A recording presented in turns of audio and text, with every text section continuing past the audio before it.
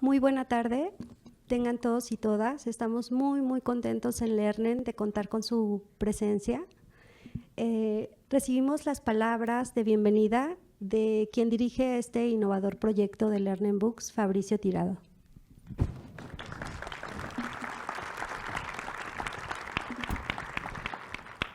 Hola, muy buenas tardes y sean todos bienvenidas y bienvenidos a este segundo evento de Lernen Books, que es de Lernen Educational Training. Este es nuestro segundo año consecutivo que queremos hacer este proyecto de capacitación y de seguimiento para todos los docentes. Y quiero agradecer primero a todos ustedes por acompañarnos, por darnos su confianza a lo largo de estos 3 años. La verdad estamos muy orgullosos de contar con su confianza y su apoyo principalmente. Como ustedes saben, el propósito de Lernen Books siempre ha sido hacer las cosas diferentes y ser una editorial innovadora y modelo dentro del ámbito de la Universidad de Guadalajara, para que ustedes, las y los docentes, nos reconozcan como una aliada dentro y fuera del aula. Por eso el día de hoy hemos preparado este evento para dotarlos de nuevas herramientas, para que les ayude a hacer su trabajo cotidiano una labor más sencilla y más placentera.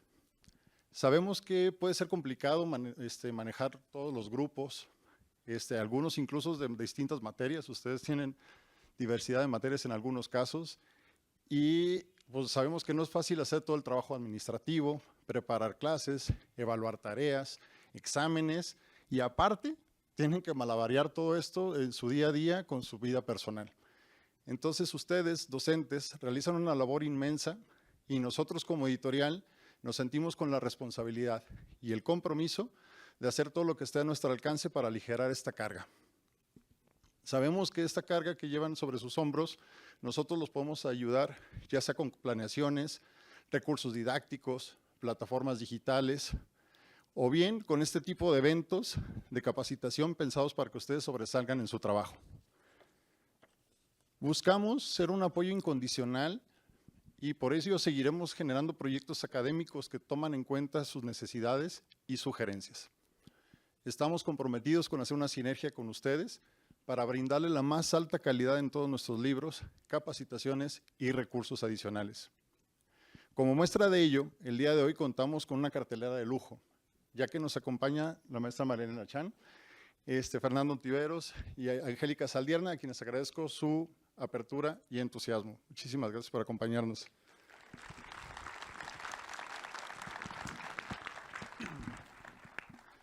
Por último, me siento orgulloso de comentarles que estas conferencias se integrarán a un repositorio, de manera que las profesoras y los profesores que no tuvieron la oportunidad de acompañarnos el día de hoy, las puedan disfrutar desde nuestra plataforma Agnus o bien dentro de nuestro canal de YouTube.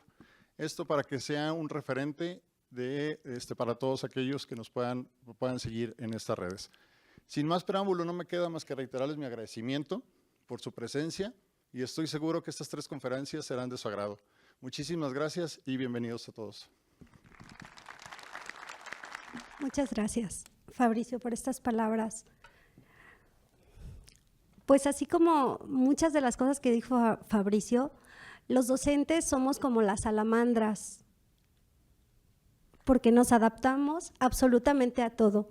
Nos adaptamos a las diferentes generaciones de los estudiantes, a los grupos que son tan distintos entre sí, nos adaptamos a los alumnos, a las administraciones, a los directivos, a nuestros jefes que van cambiando con el devenir del tiempo y en realidad nos vamos adaptando a todo.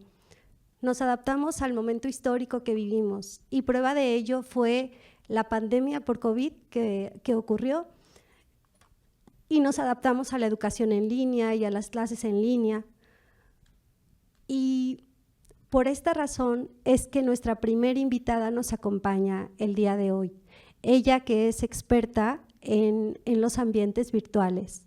Así que Marielena Chan, te agradecemos muchísimo que estés con nosotros. Muchas gracias. Voy a leer acerca de ella. Ella es doctora en educación y ella es maestra de tiempo completo en la Universidad de Guadalajara. Pertenece al Sistema Nacional de Investigación, nivel 1. Y bueno, actualmente es jefa de la Unidad de Programas Estratégicos del Sistema de Universidad Virtual de la UDG. Ha fungido como formadora de académicos en diversas instituciones desde 1988. Ha realizado más de 300 cursos y talleres en la línea de diseño curricular y modalidades no convencionales. Es autora y coautora de más de 20 libros y ha publicado decenas de artículos disponibles en antologías, revistas científicas y diferentes lugares de la red. Por esta razón es que nos acompañas, Marilena, muchísimas gracias y te dejo con todos los maestros y maestras.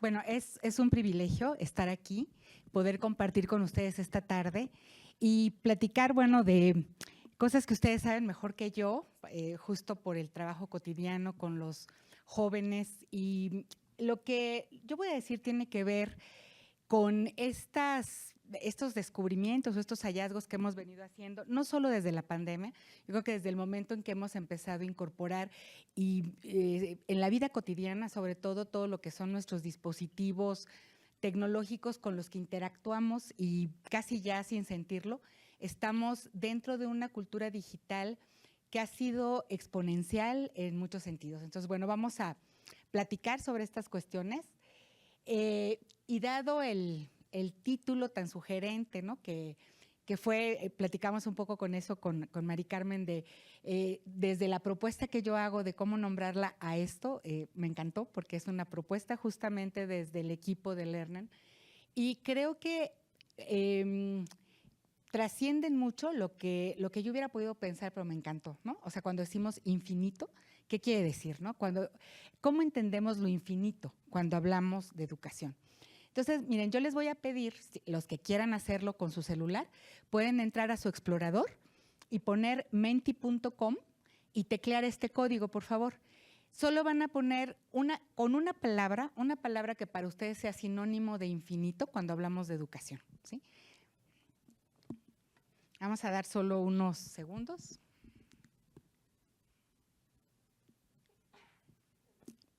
Y bueno, el resultado no lo vamos a ver de inmediato. Simplemente la idea es cómo imaginamos o desde dónde estamos pensando cuando nos planteamos las posibilidades que tenemos en el aula, cuando hacemos esta combinación con los medios y con la cultura de los jóvenes hoy. Entonces, bueno, al final vamos a volver con esto. Y también pensando en cuando hablamos de tecnología, solemos tener como sinónimo lo virtual, o sea, se usa mucho cuando decimos educación virtual o cuando nos planteamos la educación en la virtualidad, el aula virtual, utilizamos el concepto de virtual como parte de una cultura tecnológica en la que cada vez estamos más inmersos. ¿De dónde o qué tan nuevo es lo virtual? Esto es un poco lo que quisiera yo recoger. Es tan nuevo como las pinturas rupestres, ¿no? O sea, la representación de quienes evocaron e iniciaron haciendo pintura rupestre ya estaban haciendo virtualización, ¿no? Porque ¿cómo entendemos la virtualidad? Como una evocación de algo que no está presente, algo que nos permite representar lo que no está. Eso es lo que significa virtual. Entonces, si hacemos un recorrido desde las pinturas rupestres, los códigos, ¿no? Después el uso de la imprenta, después tenemos todos los medios electrónicos, que ahí vemos como todas las posibilidades, cómo evolucionó, ¿no? Lo que conocemos como televisión, hasta los aparatos o las televisiones inteligentes hoy en día, hasta llegar precisamente a la www, ¿no? la World Wide Web, considerando que Internet viene a cambiar las formas como nos relacionamos con la tecnología, porque tecnología y representación o virtualidad viene desde las pinturas rupestres, solo que hemos venido cambiando los medios, expandiéndolos y haciéndolos de alguna manera exponenciales. Cuando virtualizamos, o sea, todo profesor ha tenido que virtualizar, ¿no? Cuando elabora esquemas, cuando dibuja en el pizarrón, cuando la narrativa, ¿no? Porque ¿cuántos profesores hemos tenido de cualquier materia que con la palabra nos hacían ver o sentir eso que querían dar a entender, sea una cuestión de historia, de geografía, no importa el tema, ¿no? De biología, ¿qué no hacen o qué no hacen ustedes o todos como profesores para virtualizar? Porque lo que están haciendo es tratar de traer eso que se evoca o representar algo que no está presente. Ese es el sinónimo de virtualización. Entonces, la mayoría de los profesores o todos, algunos tendremos más o menos habilidades para dibujar, ¿no? Pero el que gana el pintamonos, o sea, si todos conocen el juego típico, no es el que dibuja mejor, sino es el que mejor representa o da a entender una idea para que el otro la capte, ¿no? Y a veces no tiene mucho que ver con qué tan bien está hecho el dibujo, sino qué tanto evoca el contexto del significado y entonces nos damos a entender a través de él. Entonces, eso es virtualizar, evocar lo no presente, y claro que hay muchas formas de representación que utilizamos y que hoy en día se nos facilitan porque justo todo este esfuerzo por hacer ese esquema en el pizarrón, el que veíamos primero, ¿no? Como representación, el tiempo que un profesor le llevaría a hacer eso que veíamos también hecho en el pizarrón, de pronto ahora la facilidad es que lo que serían las actividades de representación están perfectamente encontradas, o sea, las búsquedas, cualquier cosa que busquemos hoy vamos a tener una máxima representación de la cosa, porque hay imágenes, esquemas, cualquier cosa en la red que ya no tiene que ser nuestra labor, ¿no? Como docentes, justo hacer esa representación, sino trabajar la conexión con esas representaciones con los estudiantes.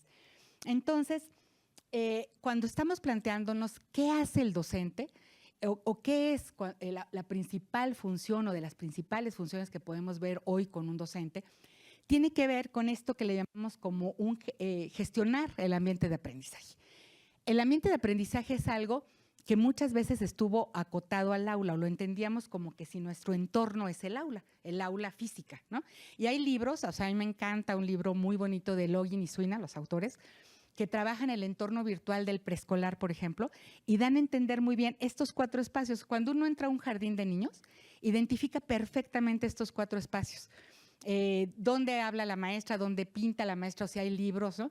Si las mesitas están dispuestas afortunadamente en el preescolar como para que los niños estén viendo cara a cara, puedan jugar juntos, trabajar con la plastilina o lo que sea, todos interactuando. Y en el preescolar se exhiben los productos todo el tiempo, o sea, los papás llegan y ven lo que dibujó el niño, de todas maneras los vemos, ¿no? ¿Qué pasa cuando ya pasamos al aula convencional? Tenemos estos mismos espacios, por ejemplo, ahí vemos atrás, ¿no? Las pantallas, donde está como el espacio informativo. La producción que puede estar ahora cuando los chicos llevan sus propios dispositivos o la producción puede ser en papel, no sé, de muchas maneras, ¿no? Pero estamos todo el tiempo con estos elementos, estas categorías del entorno el entorno de educación, cualquier ambiente educativo, pero la exhibición queda a veces muy entre el profesor y el estudiante. O sea, el trabajo final, el último ejercicio, aquello que se produce, pocas veces se exhibe para los demás y si acaso queda en el salón de clases, o sea, el grupo lo conoce. Si uno piensa ahora en la capacidad o el potencial que tiene la tecnología para poder justamente exhibir lo que los estudiantes hacen y llevarlo a cualquier otro plano, la propia posibilidad de hacer un blog, de poder compartir algo en redes sociales, hace que las cosas cambien, ¿no? ¿Cuántos TikTok conocen ustedes o han visto? Que son ya trabajos escolares, ¿no? Que están puestos o en Instagram, o sea, donde el orgullo de haber producido algo pasa a lo público, ¿no? Y ahí es cuando uno se da cuenta de qué tanto van incorporando y apropiándose los estudiantes de estas formas ahora de publicación, que son una publicación más de tipo social, en donde lo que estamos haciendo es enorgullecernos muchas veces de aquello que hicimos, ¿no? Aquel producto creativo que generamos. Si lo vemos como aula virtual, la enorme ventaja que tiene usar una plataforma, un entorno, es el medio por el que el profesor puede hacer estas conexiones con aquello con lo que quiere que los estudiantes se relacionen. Tenemos los mismos espacios. Si ustedes entran a una aula virtual, está la información, todos los recursos que uno puede disponer ahí, los enlaces que uno puede plantear, las actividades o ejercicios. Puede uno también favorecer el trabajo en equipo, no poner los foros de discusión. Hay muchas estrategias y algo muy importante, qué tanto se puede exhibir adentro de la plataforma para el grupo, como también sacar la conexión hacia afuera. También eso es parte de, una vez que el trabajo está producido, ¿a quién se lo muestro? ¿No? ¿Cómo es que se puede hacer la exhibición? Por lo tanto, hoy en día esta función docente tiene mucho más de mediación, de conexión y, claro, de virtualización, porque hay mucho todavía que los docentes, por supuesto, quieren producir y por eso aprenden a desarrollar recursos didácticos mediados también. Pero mucho de este trabajo también lo que pretendemos, y cuando estamos hablando de formación por competencias, es de que los estudiantes se apropien de las formas de producir cosas creativas y de disponerlas como parte de su evidencia de aprendizaje. Es decir, a los docentes a veces nos espanta, al menos, bueno, yo nací en los 60s, ¿no? Y me he metido en la tecnología porque, bueno, pertenezco afortunadamente al sistema de universidad virtual desde hace ya casi 30 años, desde su antecedente, digamos. Y entonces la tecnología fue muy natural en mi forma de trabajo y fui creciendo con ella, ¿no? Pero para la mayoría de nosotros, incluso hicimos una investigación así muy acotada a una secundaria y era muy significativo que los profesores que tenían más o menos entre 40 y 50 años, les estoy hablando de hace como 20, ellos nos decían que habían aprendido a usar la tecnología enseñados por sus hijos. Y los que tenían hijos de jardín de niños o primaria aprendían muy suavemente. A los niños les enseñaban, pero muy suavemente. Los que tenían hijos adolescentes eran muy maltratados, ¿no? A la hora de aprender. Y lo decían, es que yo hasta le tengo un poco de miedo porque no me gusta que mi hijo me regañe o me diga que no sé, ¿no? Pero es una cuestión de generaciones que incluso una antropóloga, Margaret Mead, nos plantea que ahorita estamos en una generación en la que por primera vez estamos aprendiendo de los hijos y de los estudiantes.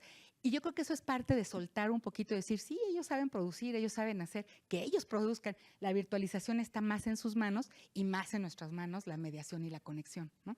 Entonces, en este esquema, bueno, a mí me encantó cuando lo descubrí, porque siempre hablamos de ecosistemas, ¿no? Y el ecosistema digital, el ecosistema comunicativo. Hablamos mucho de ecosistema, planteándonos como en este lenguaje ambiental, ¿qué quiere decir? Y ahí me gusta mucho pensar, afuera está, o sea, lo más amplio es la red social, o sea, todo lo que son las ideas, la inspiración, toda la información que circula, que ya se produjo y que está almacenada y circulando, ¿no? Distribuida a través de la red. Y en medio está el soporte tecnológico. O sea, lo que quiero decir es, cuando hablamos de tecnología, a veces hasta usamos frases como es deshumanizante, es fría, ¿no? En realidad, la sociedad está afuera, o sea, con toda esta producción informativa, y está dentro, porque las conversaciones productivas, o sea, las conversaciones enriquecedoras, son el fondo de lo que es el ecosistema. No es tanto el fierro o el dispositivo, es la conversación. Entonces, cuando hablamos de un ecosistema digital, en realidad estamos hablando de personas que conversan, de personas que se conectan entre sí, ¿no? Y entonces, es muy interesante porque a veces decimos, es que ahora pues los muchachos solo quieren estar conectados. O sea, sí, porque están conversando, están interactuando con quienes quieren interactuar, y a veces sí es un problema el que no es, digamos, y la pregunta o la duda es, ¿y por qué no conversamos si estamos tan cerquita, ¿no? ¿Por qué tienes más ganas de conversar con alguien que está más lejos? Pero se resuelven asuntos de comunicación y de interacción, con quién se quiere interactuar, y si queremos interactuar, tenemos que entrar un poco a sus intereses y a esta parte de qué están viendo, ¿no? Qué conocen, qué están, por ejemplo, cuántos sabemos qué programas ven, y sobre todo porque los escogen, ya ni siquiera hay un horario para que nos sentemos a verlos juntos, ¿no? Simplemente van eligiendo contenido. Entonces, eso es una forma distinta ahora de interactuar. Así llegamos a lo que damos en llamar competencia cibercultural. Ustedes han oído hablar, y seguramente lo tienen muy fresco, de competencias clave, competencias transversales, las competencias para el siglo XXI. Se habla de muchas cosas que tienen que ver ciertamente, sobre todo con habilidades de pensamiento, capacidades de colaboración, pero muchas están directamente relacionadas con el uso tecnológico.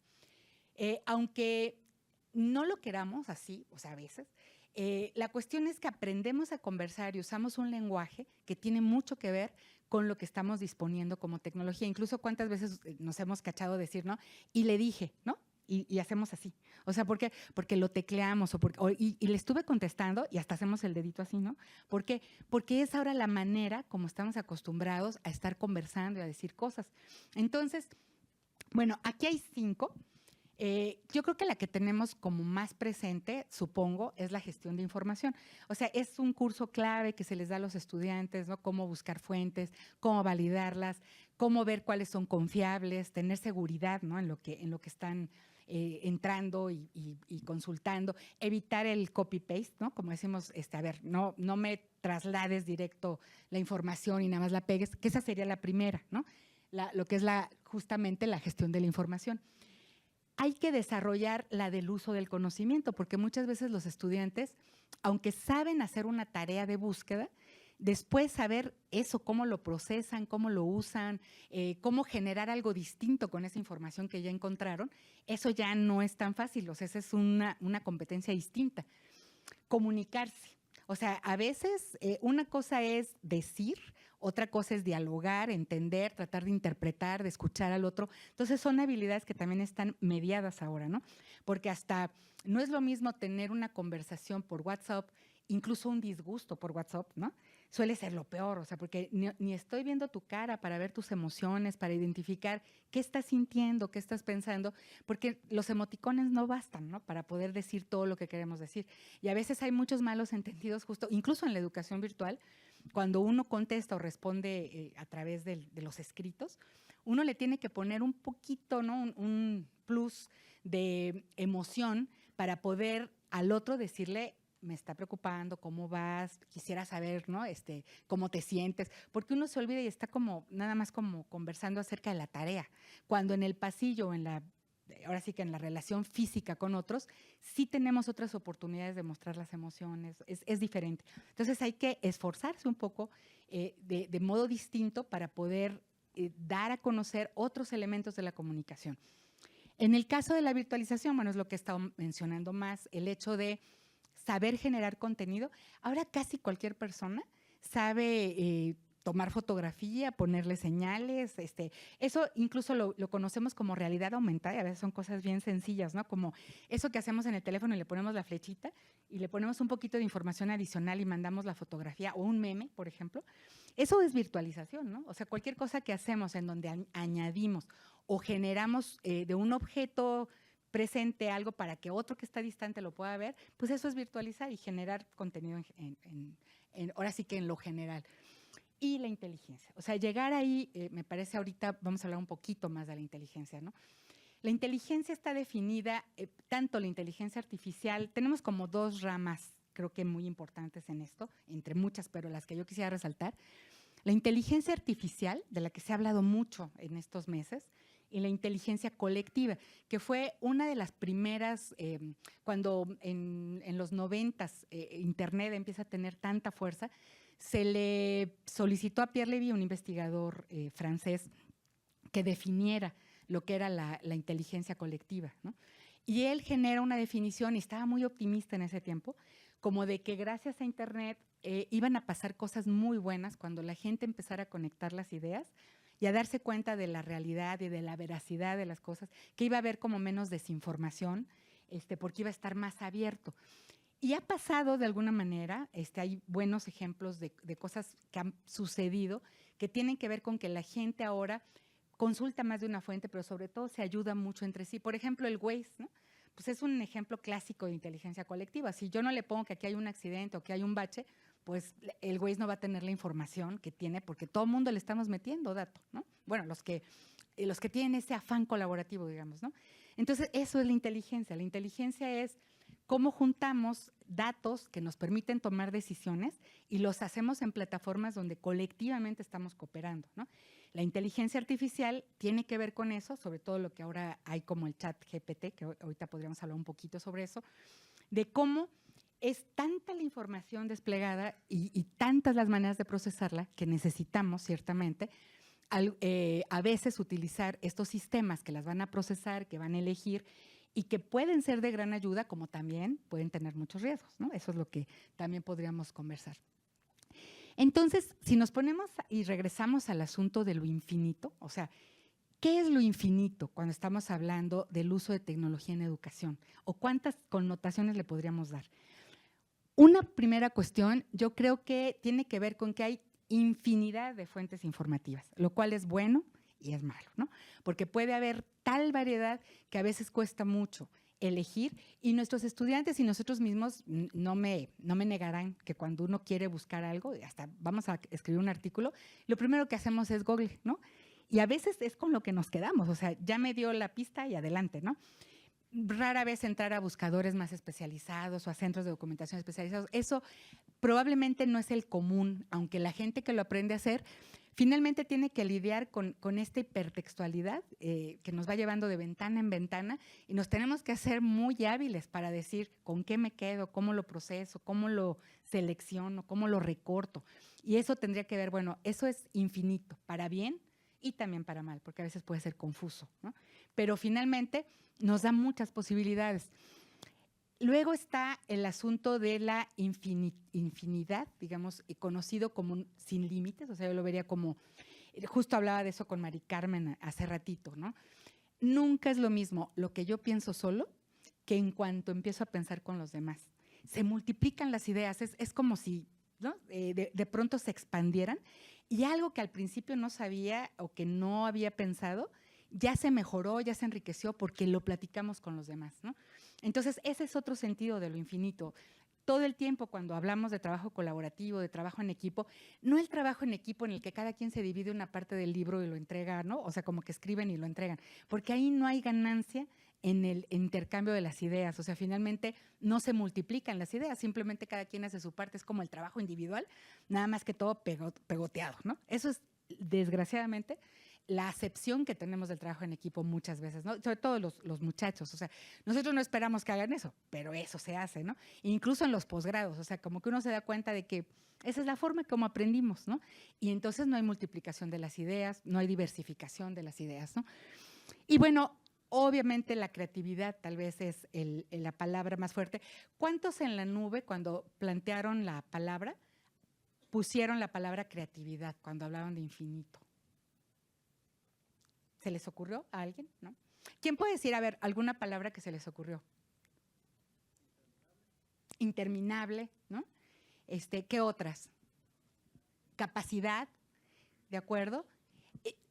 Conocimiento sin límites. Sí, se fijan, hay algunas conexiones cuando estamos hablando de información, el conocimiento incluso, que es más que la información, supone que aparte de poder navegar en ese infinito de información, también es infinito todo lo que podemos procesar, porque una idea más otra idea ya no es lo mismo que las dos ideas separadas, ¿no?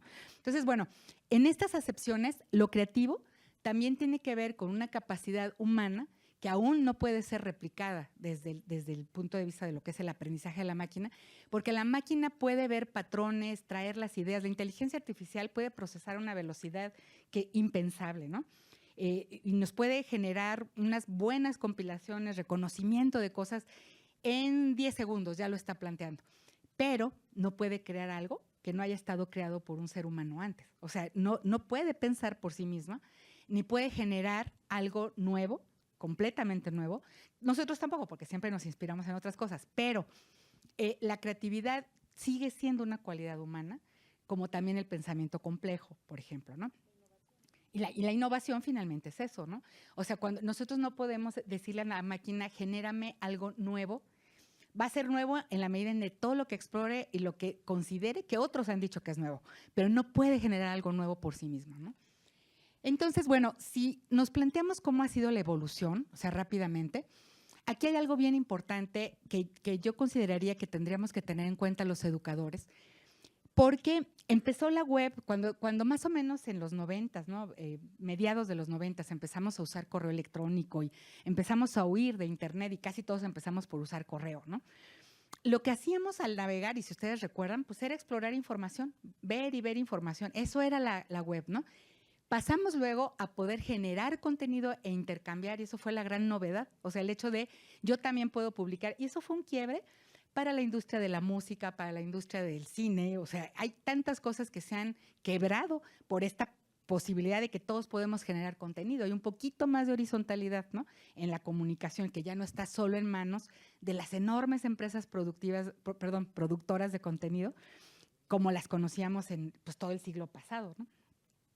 Y ahora con la web semántica, que justo nos permite estos significados, compartirlos, sumarlos, que es justo la web semántica, para luego pasar a lo que son las interacciones con la inteligencia no humana. O sea, esto es lo que nos ha llevado como todo este desarrollo, y eso tendría que ver, perdón. Este me dice que ya me calle, que ya casi me calle. Pero entonces, estamos en, ¿reconocen estos personajes? A ver, digan nombres. Edgar Morán, sí, perdón. Edgar Morin, ¿quién más? Freire, perdón. ¿Quién más?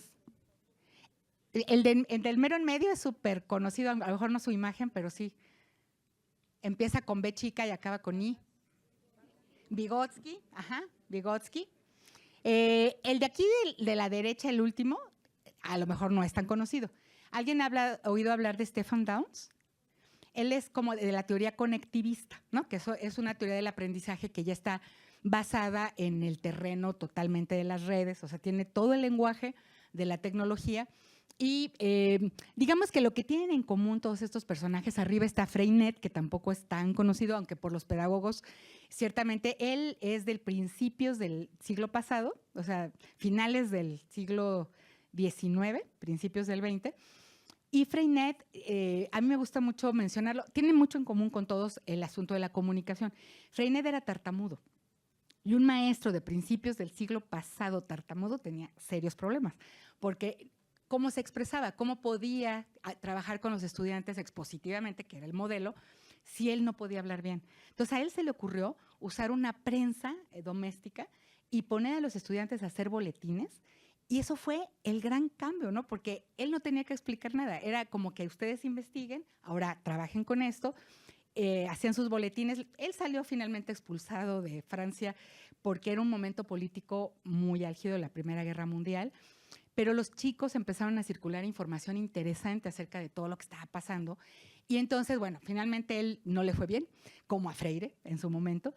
Pero lo que es muy interesante es que todos ellos, a ver, son personajes que trabajan desde el punto de vista de las interacciones, como parte de lo que es el desarrollo. En el caso de Piaget, que es este de la bufanda, ¿no? Obviamente tiene que ver con el entorno. A Piaget lo traigo aquí a colación mucho también por su concepto de inteligencia, porque es adaptación, conflicto, adaptación, ¿no? Constante.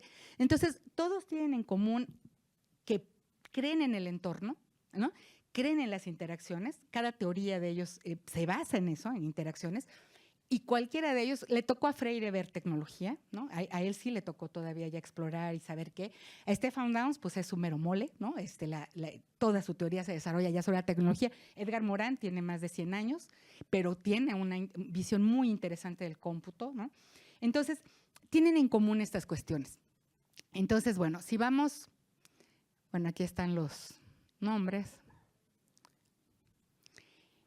Y también tienen en común el que todos de alguna manera coinciden en que las formas de hacer educación hoy para poder desarrollar aprendizaje en los estudiantes de manera significativa e interactiva tiene que ver con este tipo de cosas, ¿no?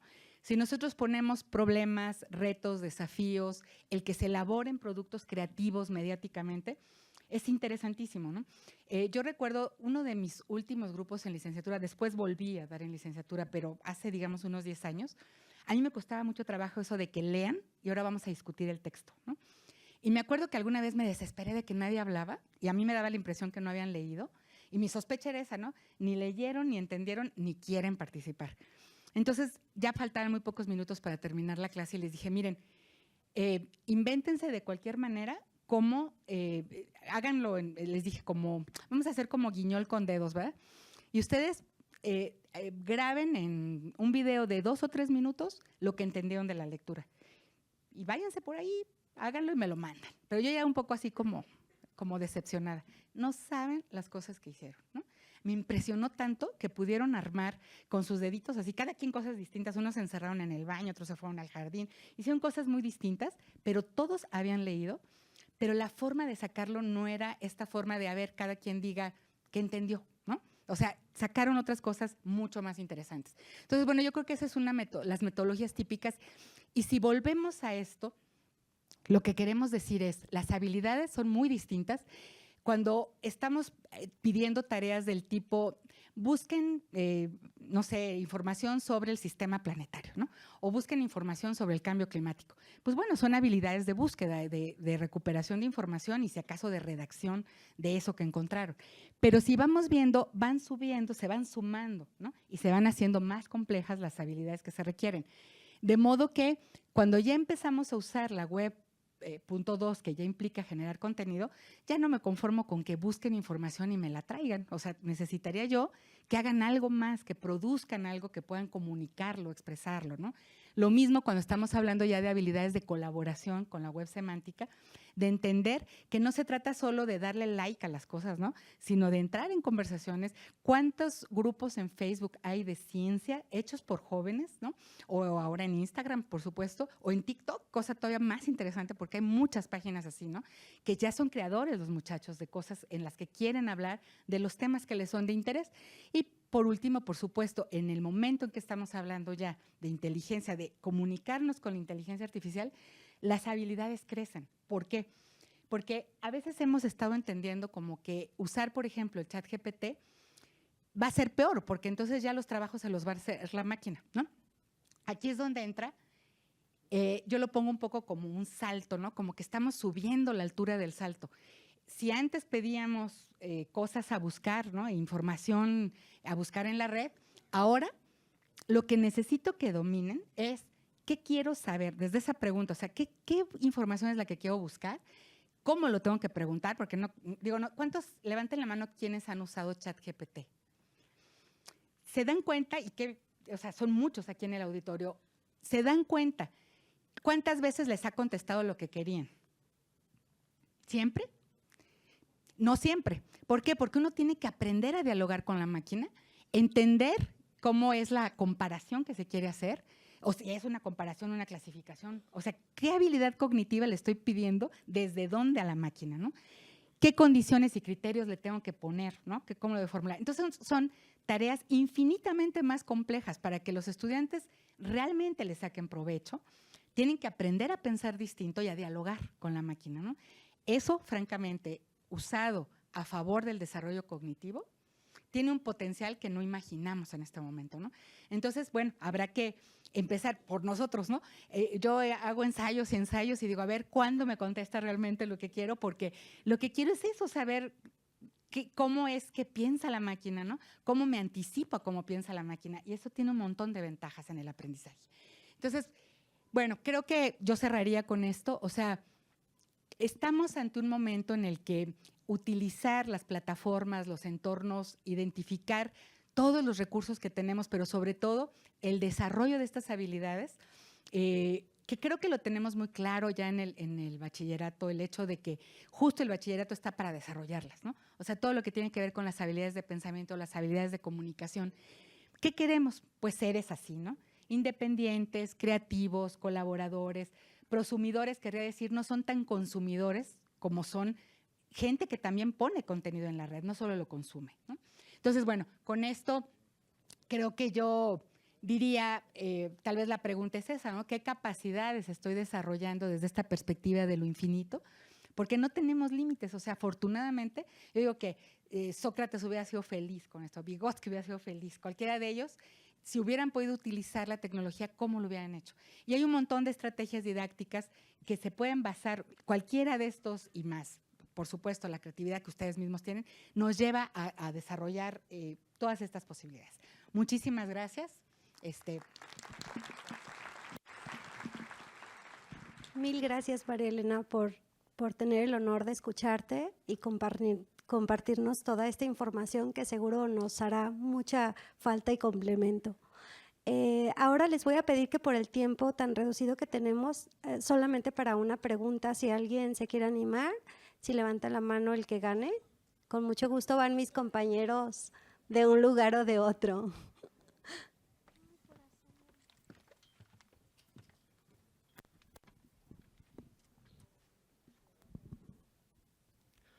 Bueno, sí, Buenas tardes a todos. Maestra, felicidades, doctora, por su exposición. Mencionó la parte socioemocional, que hoy en día es algo importante, ya que los muchachos pospandémicos, se puede decir, traen una situación allí de conflicto.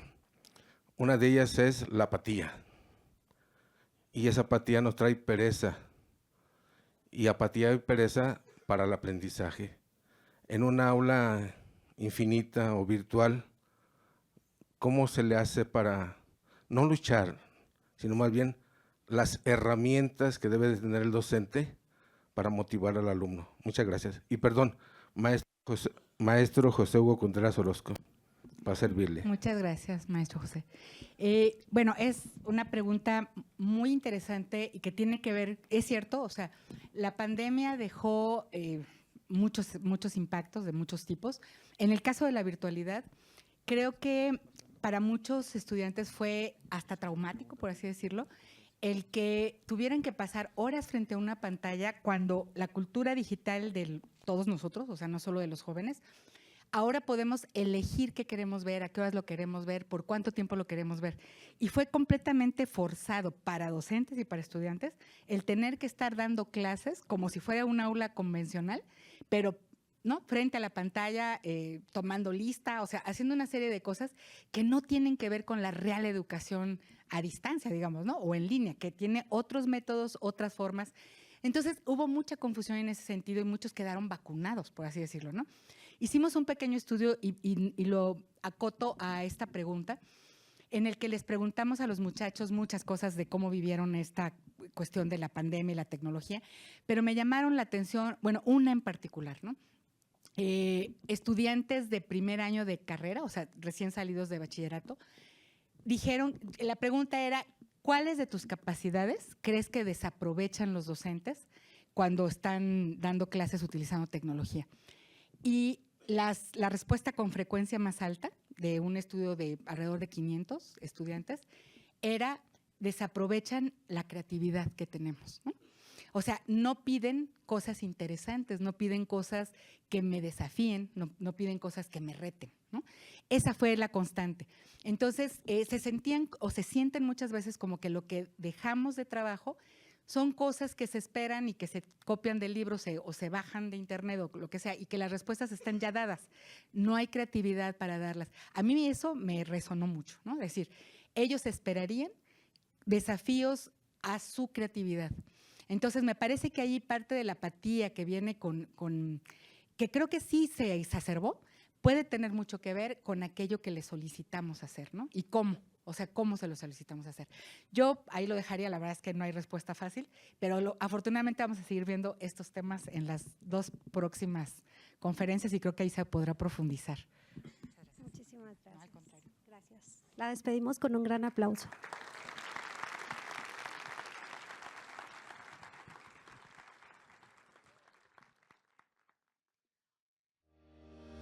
Alfabética. Apoyamos a personas, empresas e instituciones para que concreten sus proyectos editoriales en distintas áreas. Producción editorial. Creamos libros desde la primera línea hasta el punto final. Los editamos, revisamos, maquetamos, diseñamos, ilustramos e imprimimos los que necesites. Gestión de proyectos editoriales. Te asesoramos para que tu empresa u organización pueda crear o reforzar un área editorial. Generación de contenidos.